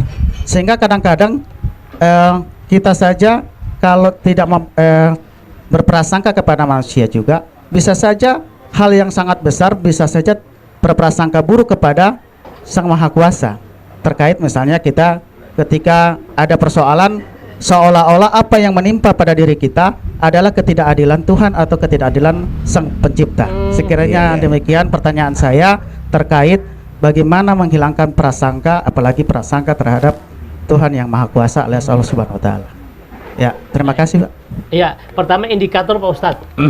Nih contoh macam tadi itu komunitas burung Mas Tikno bikin lomba burung berkicau, baru maunya ada 20 peserta. Bos 10 yang Pak daftar. Bos 10 padahal dia mau. Itu Pak Ustadz kira-kira bagaimana? Jadi secara prinsip begini Mas Tikno ya. Syukur kufur ini dua kata yang saling bertolak belakang. Yang tidak bersyukur berarti kufur. Yang tidak kufur berarti dia bersyukur. Di surah Al-Kautsar dijelaskan itu secara gamblang, terang benderang. Allah bilang, Bismillahirrahmanirrahim, Inna a'tainakal kautsar. Sesungguhnya kami telah memberi kepadamu nikmat yang teramat sangat banyak sekali nikmat Allah. Saking banyaknya nikmat Allah ini, Mas Tikno, kalau hatta kau berusaha menghitung-hitungnya, berapa lama pun kau berusaha menghitungnya, kau tidak akan sanggup menghitungnya. Maka nikmat Allah jangan kau hitung. Karena kalau kau hitung, kau tidak akan sanggup menghitung. Walaupun seluruh pepohonan dijadikan pena, air laut, samudra itu kau jadikan tinta, kau tidak akan sanggup menghitung nikmat. La tuqsuha. Kau tidak akan sanggup menghitung. Maka nikmat Allah jangan dihitung tapi disyukuri. Cara mensyukuri nikmat Allah bagaimana? Allah bilang ini, fasalli, dirikan salat.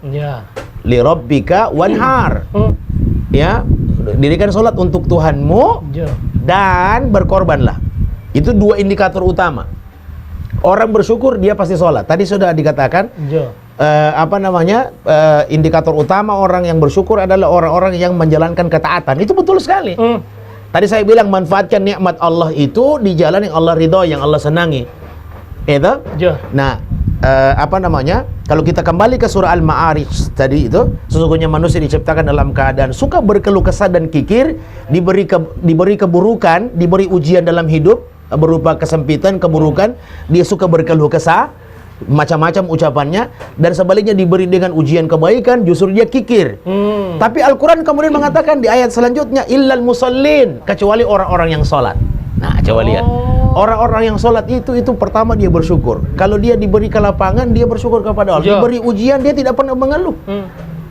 Ya, sepanjang sholatnya benar, ya, inna sholata tanha anil fahsya'i wal munkar. Sholatnya akan mencegah perbuatan buruk, perbuatan keji, perbuatan munkar, begitu ya. Dan suka berkeluh kesah, suka tidak mensyukuri nikmat Allah, suka kufur terhadap nikmat Allah itu bagian dari kekufuran. Lawan kata dari syukur tadi itu. Syukur tadi itu, Pak Ustaz.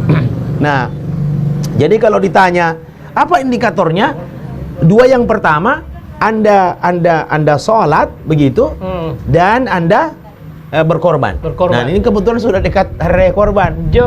Nah, jadi 7 orang digabung jadi satu kelompok, kemudian bisa beli sapi, begitu ya. Lalu yang paling penting disadari bahwa memang kebanyakan manusia ini tidak bersyukur. Coba Abah bayangkan ya, ada seorang ibu, nih seorang ibu, dia mengendarai motor. Ibu yang tadi bakarnya itu Pak Ustadz. Tiba-tiba dia celaka. Ibu ini celaka, tangannya patah, dibawa ke rumah sakit. 14 hari tangannya digips. Jangan menggerakkan lengannya atau tangannya, jari-jarinya saja dia tidak bisa gerakkan karena lagi digips, karena patah. Di hari ke-14 keluarganya datang membesuk. Begitu ditanya kepada anaknya yang menjaga ibunya, bagaimana keadaan ibumu nak? Anaknya menjawab, alhamdulillah, ibu sudah bisa menggerakkan jari telunjuknya. Dalam 14 hari,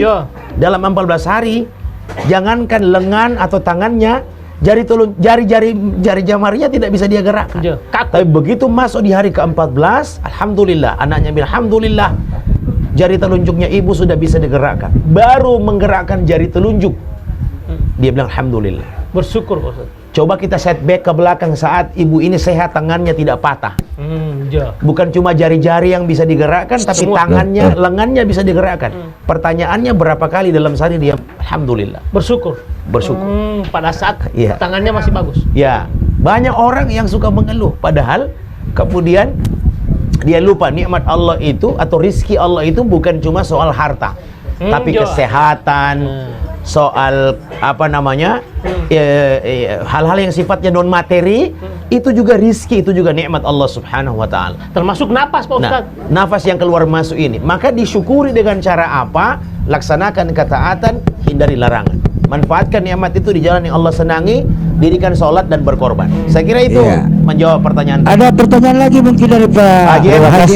Silakan Pak Haji. Tadi burung Pak Ustaz, ini poli bunga. Ada pertanyaan Pak Ustaz mengenai syukur. Kalau kita bersyukur akan ditambah nikmat. Apa yang kita syukuri? Sekarang kita bersyukur punya istri. Jangan bahas sindir ya. Mau tambah ini nikmat istri atau bagaimana Pak Ustaz? Terima kasih. Ini pertanyaan. Pertanyaan ini bukan menyinggung Pak Romi, tidak. Iya, kalau mau Pak Romi. Sebenarnya tidak menyinggung Pak dia, bahwa dia sudah bilang kamari kan. Itu Pak Ustaz, dapat istri 1, bersyukur dia. Udah pas 1 lagi Pak Ustaz, dia lebih tambah bersyukur Pak Ustaz. Jadi bisa jadi maknanya begitu. Pada prinsipnya begini, soal jodoh itu Allah yang sudah tetapkan. Kita tidak pernah tahu. Sebagaimana kita tidak tahu rezeki kita juga tidak tahu kapan ajal kita. Demikian kita tidak tahu juga jodoh kita. Apakah dalam hidup kita cuma sekali menikah, 2 kali menikah, 3? Wallahu a'lam. Allah yang tahu. Ya, tidak ada satupun manusia yang tahu berapa kali dia akan menikah. Sebagaimana dia juga tidak pernah tahu rizkinya ada di mana, dan sebagaimana juga dia tidak tahu kapan dia mati. Betul. Begitu ya. Satu itu. Yang berikut Pak Haji MP bahwa boleh jadi yang dimaksud adalah kebaikan istrinya yang bertambah. Kesolehan istrinya yang bertambah. Istri yang pertama atau yang kedua Pak Ustaz? Jika engkau mensyukuri menikah dengan istrimu yang ini, the one and only, satu-satunya, maka Allah akan lebih bahagiakan dirimu dengan menghadirkan lebih banyak kebaikan kepada istrimu. Banyak istri maksudnya? Kan Allah bilang begini, ya. Bagaimana? Akan ditambah. Bisa jadi. Saya memulai menjawab pertanyaan tadi itu dengan bisa jadi. Cuma saya juga mengatakan kita tidak pernah tahu kita ini ditakdirkan menikah berapa kali. Yang jelas kata-kata Nabi, qaddarallahu al-maqadira qabla an yakhluqa samawati wal arda bi 50,000 sana. Takdir itu telah Allah tetapkan, takdir itu, rizki, jodoh, ajal, Allah sudah tetapkan itu sebelum penciptaan langit dan bumi. Langit dan bumi belum ada, belum lagi penghuninya kita manusia. Tapi takdir tentang kita, perjalanan hidup kita sudah ditulis 50.000 tahun sebelum penciptaan langit dan bumi. Itu harus kita yakini. Cuma sampai sekarang tidak pernah ada bocoran Pak Haji MP menikah berapa kali, Pak Oparoro menikah saya menikah berapa kali, tidak ada bocoran sampai sekarang. Ya. Pak Ustadz, ada tambahan pertanyaan di situ Pak Ustadz yang tadi itu. Nah, kalau di pihak suami kan dia bersyukur, dapat satu, diberikan satu lagi, diberikan.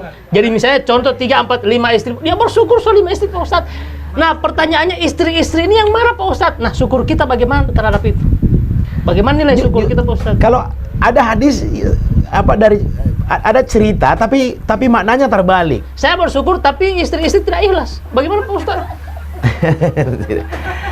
Justru saya mau sampaikan sebuah hadis berupa cerita singkat, tapi maknanya terbalik dari itu. Apa itu? Dulu ada seorang laki-laki datang kepada Nabi. Dia bilang, ya Rasul, saya ini miskin. Nabi bilang, saya harus bersabar. Saya ini bersabar dari dulu. Saya miskin terus ya Rasul. Bagaimana cara biar saya ini diberi solusi, jalan keluar, saya bisa keluar dari kemiskinan? Apa kata Nabi? Kau menikah. Oh, menikah Pak Ustaz. Dia katakan argumentasinya kepada Nabi, bagaimana? Saya saja mau hidupi diri saya sudah luar biasa susah, apalagi saya mau tambah beban kewajiban menikahi anak orang. Saya mau kasih makan apa? Saya saja kadang susah tidak makan. Kata Nabi, kau menikah. Diperintah Pak Ustaz. Maka dibilang tidak mungkin Nabi berbohong, maka dia menikah. Begitu habis menikah, beberapa lama setelah itu dia kata, ya Rasul, lebih miskin lagi saya ini. Nabi katakan, menikah lagi. Nikah satu kali miskin. Ceritanya sampai kurang lebih 4 kali. Dalam hadis itu dijelaskan dia menikah 4 kali, dan nanti di istri yang keempat itulah kemudian Allah Subhanahu wa taala membuka peluang suksesnya, begitu ya. Rupanya istri yang keempat ini lewat dialah keran kebaikan buat istri-istrinya yang lain, termasuk untuk dirinya, begitu itu dibuka oleh Allah. Sebagaimana dulu Allah pernah membuka pintu rizki kepada Abdurrahman bin Auf, sahabat Nabi yang sangat kaya raya, begitu. Yang dalam kisah itu, sahabat Abdurrahman bin Auf itu dia hijrah dari Makkah ke Madinah, dia tinggalkan semua, dia itu orang paling kaya raya di Makkah. Dia tinggalkan semua harta kekayaannya di Makkah dan dia hijrah ke Madinah dengan tidak membawa apa-apa. Semua kekayaannya tinggalkan di Makkah.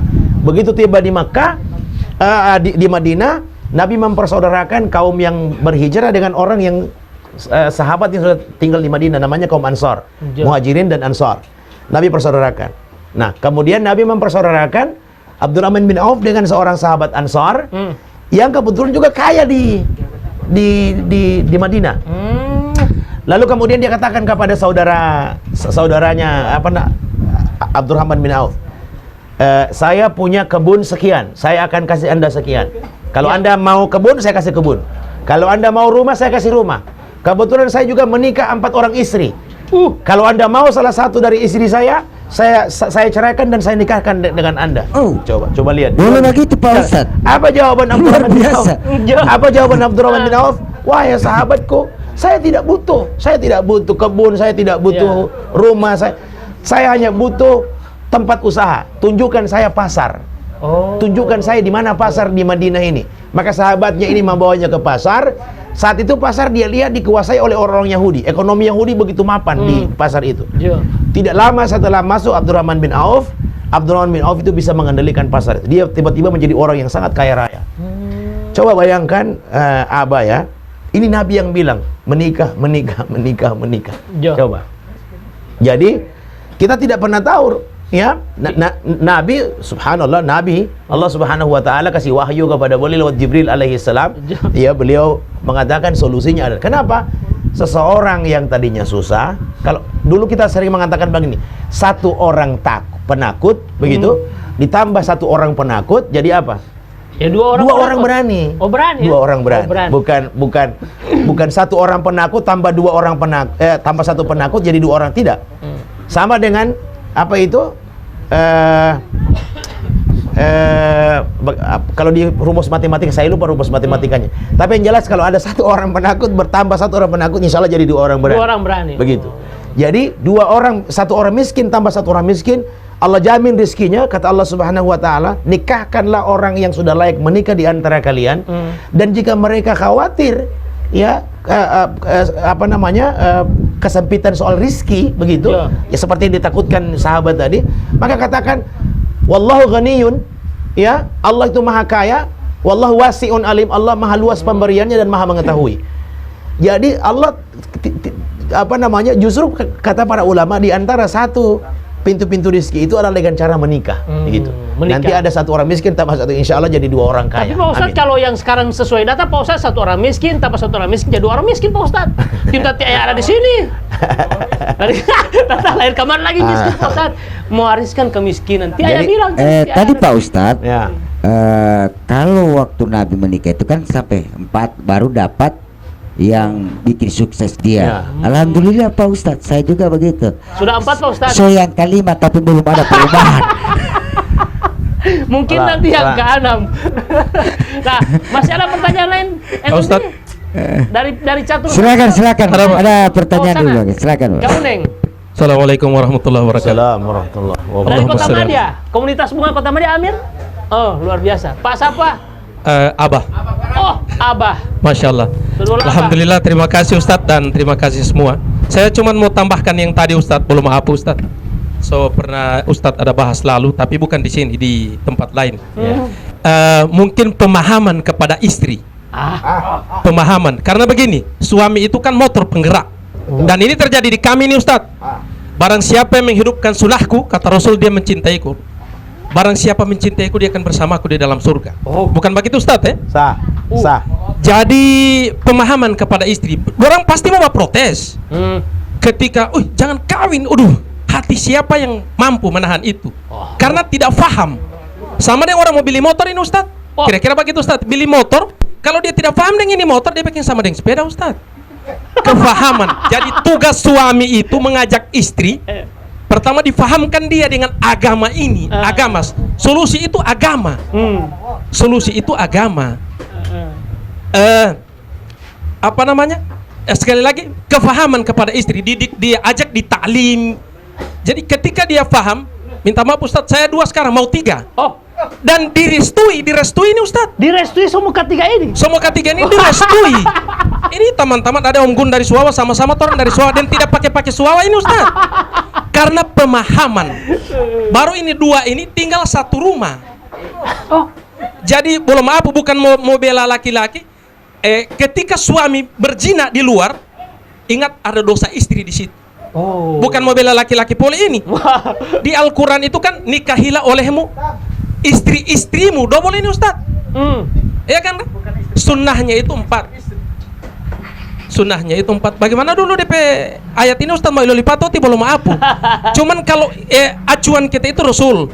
Qul in kuntum tuhibbunallah fattabi'uni yuhibbukumullah wa yaghfir lakum dzunubakum wallahu ghafurur rahim. Ini penegasan dari Allah. Penegasan. Katakan olehmu wahai kekasihku Muhammad. Muhammad ini kekasih Allah. Perintahkan umatmu untuk mengikutimu. Ikut Muhammad. Selalu orang bilang umat Muhammad. Orang tidak ikut Muhammad, tidak sunnah. Perintahkan olehmu umatmu untuk mengikutimu, baru aku ampuni mereka, aku rahmati mereka, aku hapuskan segala dosa mereka. Ustadz lebih tahu itu. Jadi ikut Muhammad selamat dunia akhirat. Muhammad ini yang bawa ini sunnah, hidup sunnah. Kalau di rumah tangga itu kita sunnah, hidup sunnah, insya Allah aman, dunia akhirat aman. Mak, papa mau keluar, insya Allah hati-hati Pak, insya Allah. Insya Allah hati-hati. Insya Allah hati-hati. Ini mau ke bengkel kopi, foto kirim, selesai cerita. Insya Allah hati-hati kalau karena yang pertama. Tidak ada kecurigaan Pak. Alhamdulillah ini istri 2 ini, alhamdulillah tidak ada kecurigaan. Karena orang takut mau dapat dosa Pak. Menghardik suami itu dosa. Jadi kefahaman, sekali lagi bukan salah istri, salah kita orang laki-laki Pak. Yang tidak memberikan pemahaman. Ya pemahaman. Sekali lagi kembali ke agama. Kira-kira begitu Pak Ustadz. Kalau ada yang, ya bagaimana Pak? Jangan terlalu takut Pak. Ketika agama ini ada di dalam kehidupan kita sehari-hari, sunnah itu Pak. Saya yang sudah rasakan Pak. Saya 18 tahun hidup di jalan. Tapi ketika kita jalani hidup di rumah ini, hidup kita ini kita penuhi dengan sunnah saja, Masya Allah. Dan saya sudah rasakan itu Pak, alhamdulillah. Pak, tidak usah. Kenapa kita orang takut dengan istri? Kita orang tidak takut dengan Allah. Sambungan dengan yang syukur tadi. Iya. Kalau saya Pak Ustadz, mohon maaf, saya pribadi, saya perbanyak sholawat. Karena rasa syukur saya kepada Allah itu perbanyak sholawat. ketika kita sholawat, insya Allah kehidupan itu insya Allah tenang, berjalan dengan Allah atur semua dengan cara Rasul, itu saja. Yang mengatasi segala-galanya ini sunnah, itu saja. Jadi berikan pemahaman kepada istri. Pemahaman kepada istri. Jangan kasih salah perempuan. Cuma perempuan juga kalau laki-laki mau keluar, mau pergi di bengkel kopi dari kota, baru di anu sini, belum di Talaga, baru di perlimaan, papa boleh pulang. Terpaksa mau balas ini telepon. Oh iya, sedikit lagi sempurna. Oh, tidak paham. Iya. Kefahaman, sekali lagi kefahaman. Mungkin so terlalu banyak bicara. Kebenaran milik Allah, kesalahan milik saya. Jadi intinya Allahumma shalli ala sayyidina Muhammad. Assalamualaikum warahmatullahi wabarakatuh. Intinya adalah memberikan pemahaman terhadap istri. Di Pak Robi ada tambahan mungkin? Saya tambahkan sedikit Pak Ustadz. Ini bukan pertanyaan juga ini Pak Ustadz. Saya pernah membaca. Dulu saya di Pak Robi dulu tiap apa? Ya. Soalnya so semangat. Oh, so semangat. Jadi gini Pak Ustadz. Kalau tidak salah ada sahabat bertanya kepada Nabi, pada Rasul, ya Rasul, istri yang mana yang akan menemani Rasul di surga? Oh. Apa jawab Rasul? Yang akan menemani saya di surga adalah istri kedua. Kira-kira begitu Ustadz ya? Pernah saya baca itu kalau tidak salah. Main lantu-lantu. Iya, jawaban Nabi, istri kedua yang akan menemani saya di surga. Bagaimana dengan istri yang pertama, ketiga, keempat seperti tadi? Terima kasih. Assalamualaikum. Silakan Pak Ustaz, silakan. Oke, nah sekarang di sana Uli Abad tadi memberikan pemahaman terhadap istri-istri tentang agama. Sehingga ada izin 1, 2, 3. Jadi saya jawab yang itu saja ya. Saya tidak jawab yang poligaminya. Karena ini temanya bukan poligami. Nanti insya Allah kita bikin diskusi terpisah, diskusi tanya Ustaz di kesempatan ini. Ini kan bukan cuma sekali dua kali. Iya, berlanjut. Tapi yang saya mau jawab,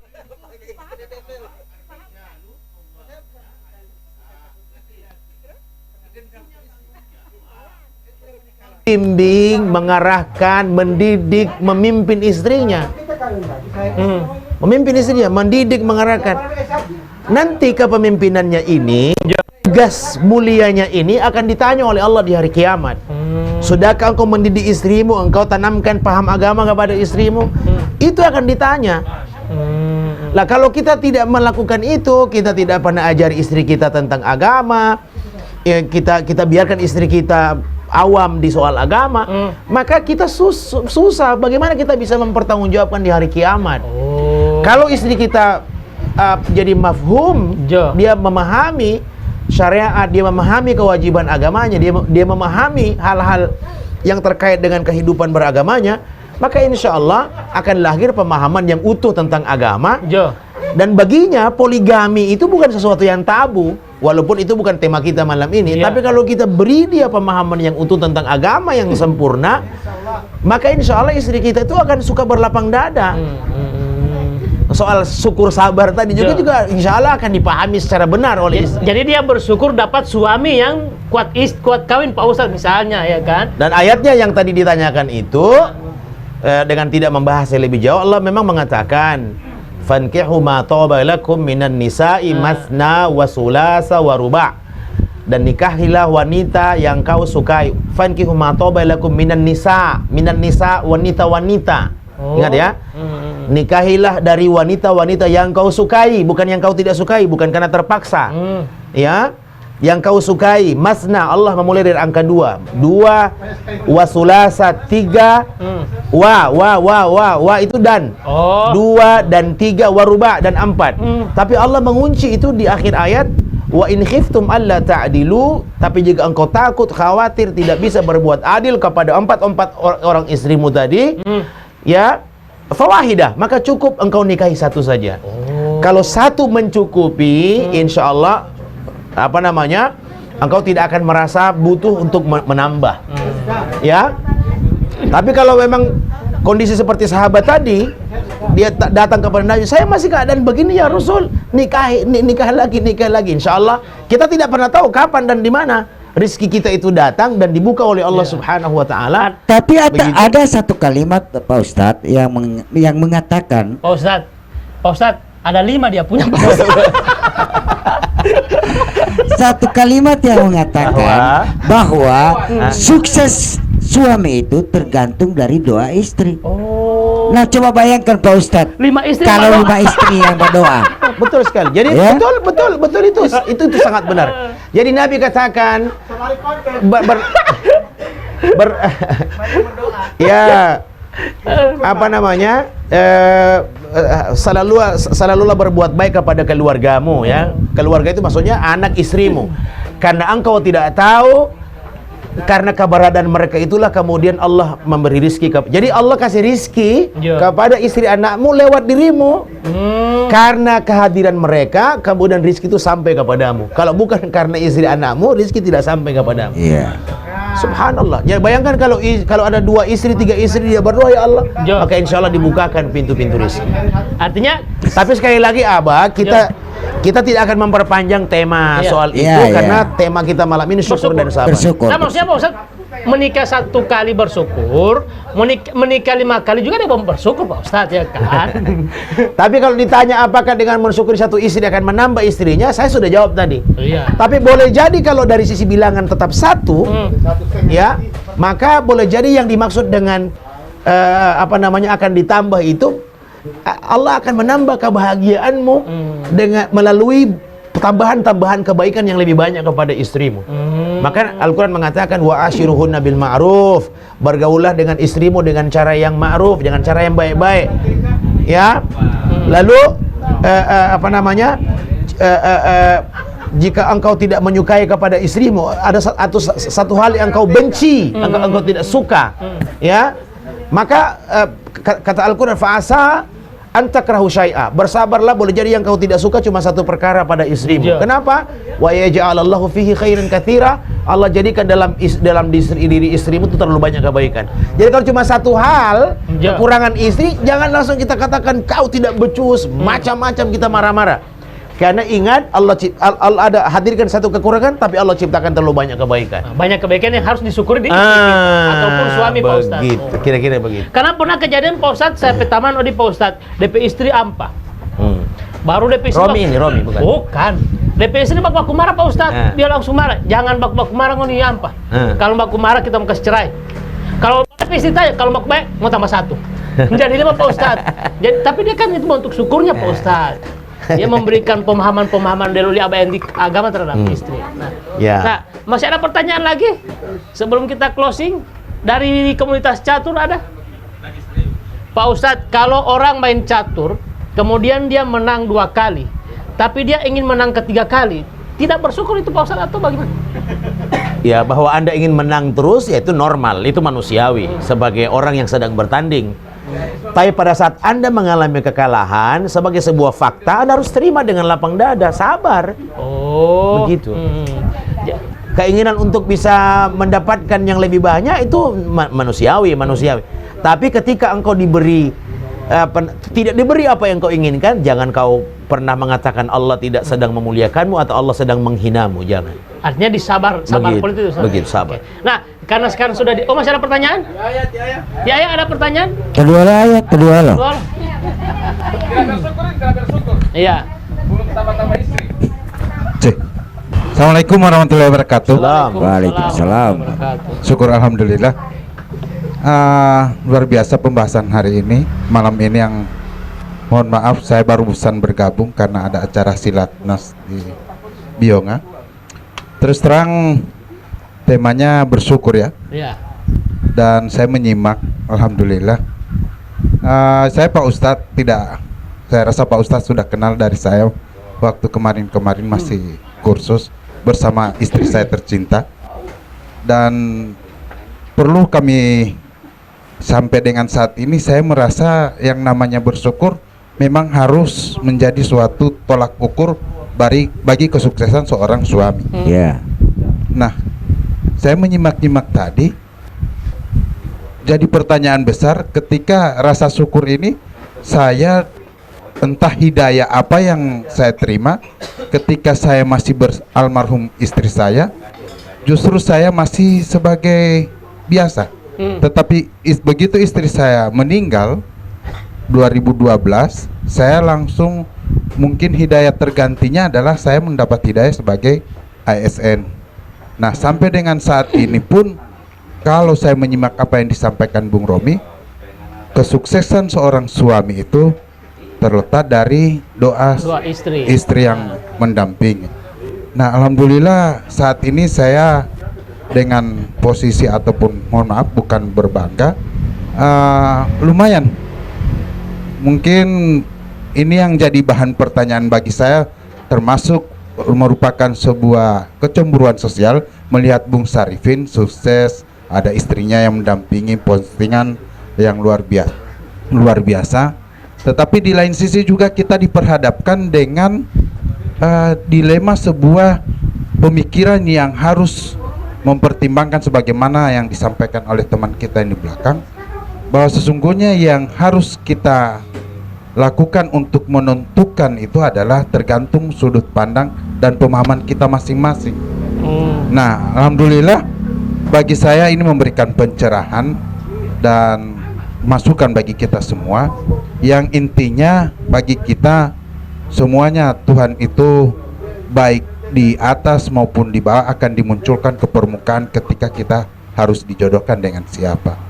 Nah, hari ini saya selalu berprinsip Bung Sarifin yang sebagaimana Pak Ketua, sebagaimana Pak Sarifin ini selalu bersaing dengan saya dari lorong ke lorong. Ya, curhat sedikit karena saya terus terang saya ini merasa iri juga terkadang ketika ada pendamping. Hari ini juga saya didampingi oleh ibu-ibu yang luar biasa di samping. Tetapi untuk memiliki mereka kan ini milik orang. Nah, bagi saya insya Allah berkat dukungan dan doa teman-teman masyarakat, mungkin insya Allah saja saya bersyukur bisa dicarikan jodoh yang pas dan cocok buat saya. Amin. Ya, itu dia. Yang bagi utama bagi saya materi hari ini adalah bagaimana kriteria dan syarat yang harus diwajibkan bagi para suami-suami ini supaya bisa menjalani ini keluarganya bersama-sama secara sakinah mawaddah warahmah. Itu kan intinya.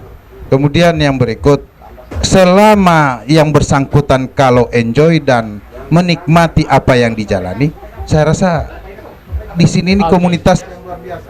Kita ada contoh Bung Rominya, tapi juga kita ada contoh abahnya ada, dan ya macam-macam termasuk saya juga. Ini jadi suatu tolak ukur bagi kita semua. Yang intinya semua tergantung pengaturan Tuhan bahwa jodoh, rezeki dan kematian adalah hak mutlak yang tidak bisa diganggu gugat dari Allah Subhanahu wa taala. Saya rasa itu. Berdasarkan bagaimana kita bersyukur. Nah, di lain sisi kita juga bergerak di bidang pemerintahan, Abah, Karomi. Maunya sih semua ini pingin nikah beberapa kali, tapi terbatas oleh peraturan-peraturan yang harus ditetapkan. Ini yang jadi dibutuhkan solusi-solusi. Saya rasa terima kasih. Demikian wabillahi taufiq wal hidayah. Ini Pak Ustadz, ini terakhir dari Pati Ayah dan langsung mungkin Ustadz langsung simpulkan pertemuan kita tanya Ustadz malam hari ini mengenai sudah bersyukurkah kita hari ini? Lalu Pak Ustadz. Makasih Abah. Jadi terima kasih juga buat Ayah Iswan yang telah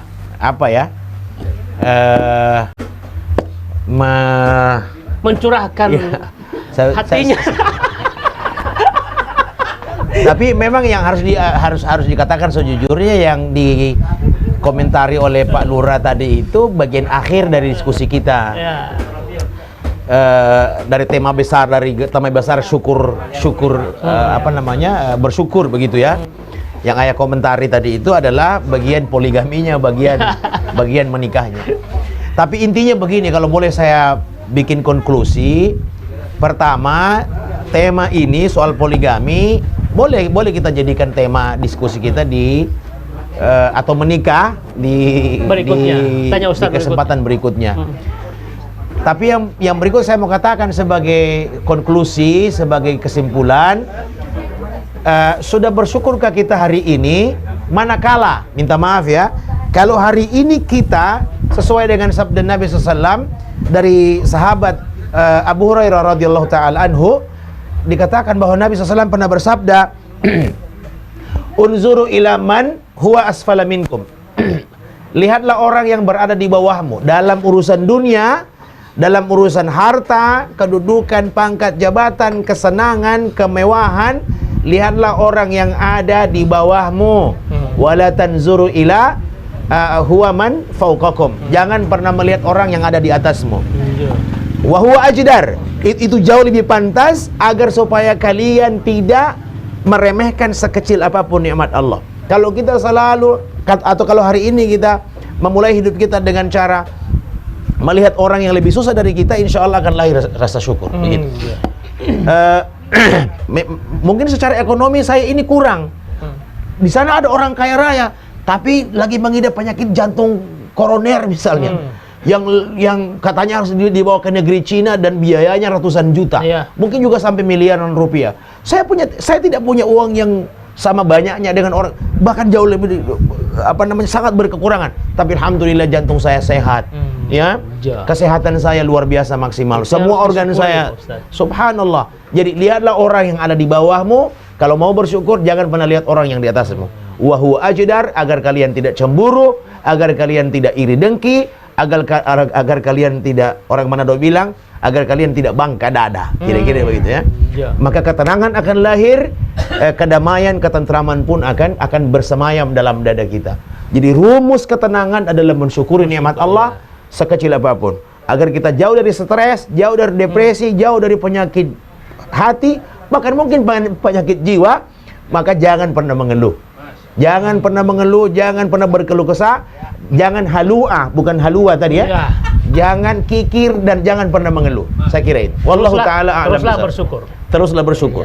Nah, alhamdulillah Pak Ustadz, kita perlu syukuri ini, tanya Ustadz ini kerjasamanya dengan walaupun tanggul lebih komunitas bunga ABG, kemudian juga ada Gorontalo Sansevieria Community, bengkel kopi, juga komunitas catur, komunitas burung dan lain sebagainya. Nah, bagaimana kok PNT? Harus bersyukur. Alhamdulillah saya bersyukur. Nah, sudah setelah mendengar penjelasan jadi manis. dari Pak Ustaz, alhamdulillah. Jadi manis. Yang pahit tadi jadi alhamdulillah, yang mau bayar Allah ada. Makanya harus disyukuri apapun yang diberikan oleh orang lain, oleh Tuhan melalui perantara orang lain, harus disyukur, termasuk kopi tadi itu. Makasih banyak Pak Ustadz. Sama-sama Abah. Insyaallah di episode berikutnya bertemu lagi. Insyaallah.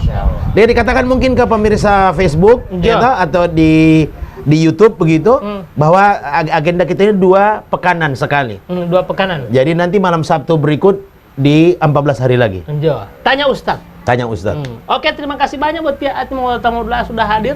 Wow, insya Allah paling mendungam taja yang itu. Assalamualaikum. Yang paling penting beritahu bahwa lokasi acara ini di bengkel kopinya Amir Isa. Amir Isa, iya. Hungkaluran Hunggalua. Pak Ustadz, saya dengar Pak Ustadz muka sebelah. Oh iya, semua ke sebelah. Oh iya. Belum apa Ustaz. So lama di sini. Iya, makasih banyak. Wabillahi taufiq wal hidayah. Assalamualaikum warahmatullahi wabarakatuh. Waalaikumsalam. Opa Roro. Nanti mau pulang dulu Pak Ustaz ya. Boleh. Alhamdulillah Pak Ustaz. Jadi